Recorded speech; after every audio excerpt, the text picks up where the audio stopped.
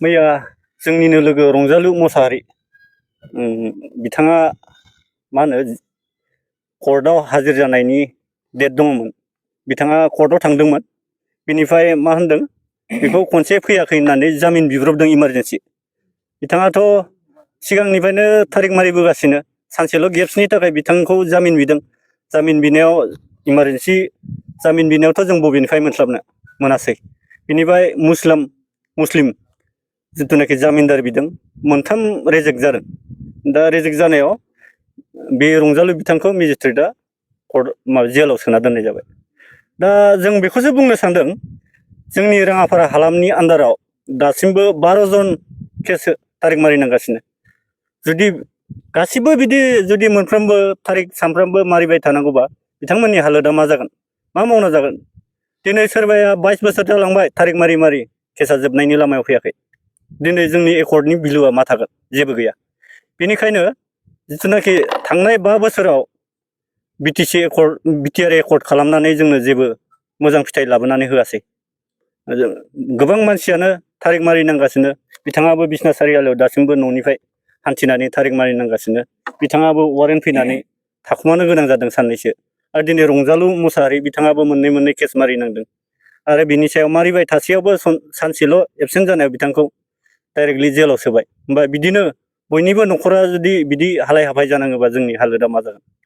बेनिखायनो दा गोदानै सोलिबाय थानाय जिथुनाखि बिपिएफ सरखार बिथांमोननिसिम जों गुरैयै खावलायहरो जाहाथे जोंनि एनडिएफबिनि दा नांबाय थानाय केस बेफोरखौ अननानै जिथुनाखि फोजोबना होयो रायज्लायनानै जों बेखौनो खावलायनाय जायो। 5 बोसोराव इउपिपिएल सरकारा सालायबाय थादों। बे समाव इउपिपिएलआ जेबो खामानि मावासै नामा?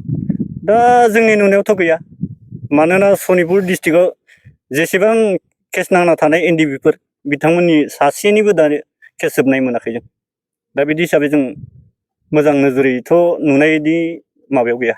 फेलार जादों नामा? फेलार मोनसेबो साक्सेस होननानै जों बुंनो थाङाखै। जिथु बिथांमोना बुंबाय थादोंमोन जे गबिन्द बिथाङाबो बुंदोंमोन आरो फेरेंगा बिथाङाबो बुंदोंमोन 90% जाफुंजोब्बाय बा मावफुंजोब्बाय। खुगाजों बुंनानै मा जानो, खामानिखौ मावनानै देखायनांगोन। जिथुनाखि जोंनि सनितपुर डिस्ट्रिक्टआव दिनै आंनि केसा जोब्बाय होननानै रावबो बुंना फैनो हायाखै। दाबो नै बिथाङानो बुंबाय 2014 ना मायाव हमजादोंमोन। बिनिफ्राय दिनैसिम दासिमबो तारिख मारिनांगासिनो।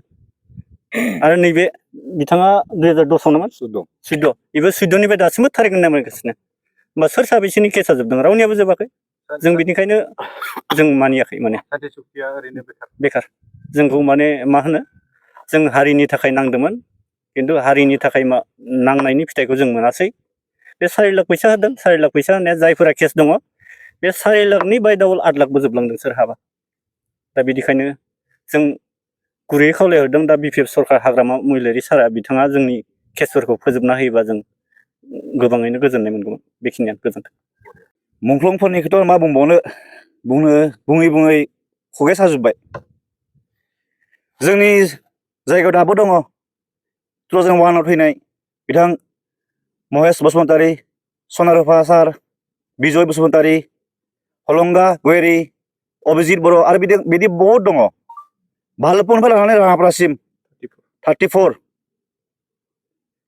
घटुवा दं, तेजपुर दं, गरामारि दं, बेफोराव थैनाय दं। जाहाथे जोंनि फार्स्ट एनडिएफबिआथ' इयावनो जादोंमोन ना, राङापारायावनो। राङापारा गुरुंजुलि हाजोआव first batch, second batch, third batch training लाबाय। आरो जोंनि राङापारायावनो मार्टियास गैया होनना बुङो। दानहरबाय थायो, दानजाबाय थायो बे नामफोरा। मानो? एनडिएफबिआ इयावनो जोनोम जानाय, जोंनि राङापारा सनितपुराव गुरुंजुलि हाजोआव। दाबो नोंथांमोना थांना नायनो हागोन, जायगा समान जाना दं दाबो। होनबा जोंनि राङापारायाव मार्टियासआनो गैयानो। नाम हरबाबो दानना हरो। नै बिथांखौनो हरबाय आङो, खन कालेक्ट खालामना लांबाय थाबाय बिथाङा। होयो, मा खालामो? ज्राब गारना दोनहैयो नामा? थ' बिथांमोननि बिदा बिमाफोराथ' गाबहरबाय थायो दाबो। बिनि लोगोआनो जुदि मोनो, अभिजित बर'नि लोगोआ मोनबाय, बे मोनासै। होनबा न' खाथि खाथि मोनाखै मानो? जों बेसेबांबा डाटा हरबाय बिसोरनि कालेक्ट खालामै गैया, दिनैसिमबो गैया। बेखायनो आसा खालामो जोंनो दा सोलिगासिनो सरकारा, हाग्रामा सारा थाबैनो खालामना होनांगौ। लोगोसे गबिन्द सराथ' दाबो रानिं MLA ना दा बिथांमोना मा खालामबाय थायो बिथांमोनाथ' मावनांगौ बड'सा सारमोना गावसोरो MLA जाबाय न' बानायबाय लोगोफोरखौ गोसोखाङा बिदिबा बोरै जागोन जों बेसेबां बुंबाय थानो बुङो खुगा साजोब्बाय जोंहा थेंक इउ आङो जोबोद लाजिनाय मोनदों आरो दुखुबो मोनदों जाहाथे जोंनि बेलायाव 5 बोसोर जाबाय बिनि उनाव जोंनि अबस्थाया दिनैसिम बिदि केसजों भुगिबाय थानो गोनां जानाङामोन बै समावनो जोबनांगौमोन जों न'खराव आरामै आलो गोजोन थानानै गथ' गथाय लाना आराम रायजो जानो हानाय जानांगौमोन दिनैनि समाव आं रैखाथिल' नङा रैखाथि बायदिनो जोंनि बेयाव अल आसाम जोंनि NDFB-फ्रा केसजों भुगिनांगासिनो जोङो बाहेरायाव थांनानै थाखा थाइसे खामायनो हाया दिनै अब्ला बे थारिं मारिनाय फैसाया अबेनिफ्राय फैगोन जोङो हाजिरा हुजिरा मावनानै थारिं मारिगासिनो बिनि उनावबो थारिं मारिसेयावबो जुदि लाखिजाबावोबा जोबजाबावोबा बे जामिनदारनि फैसा बे फैसाया बबेनिफ्राय फैगोन जों बुहुत बोसोर मारिबोबाय दिनै 5-6 बोसोर मारिबाय 4 लाख फैसाया जोंनि मोननाय फैसाया बेयावनो थारिं मारि जोबलांजोब्बाय दा जों पलिटिकेलखौ नोजोर बोनानै आं थांनो सानाखै जोंनि लिडारफोरखौसो आं बुंनो सानदों जोंनि लिडारफोरा जुदि एकर्डखौ खालामदोंब्ला गावनि गथ'फोरखौ जोंनि केसफोरखौ मानो फोजोबना होनो हायाखै रिहेबिलिटेसन दं दिनै गोबां NDFB-फ्रानो मोनाखै गोबां सिनियरफ्रानो मोनाखै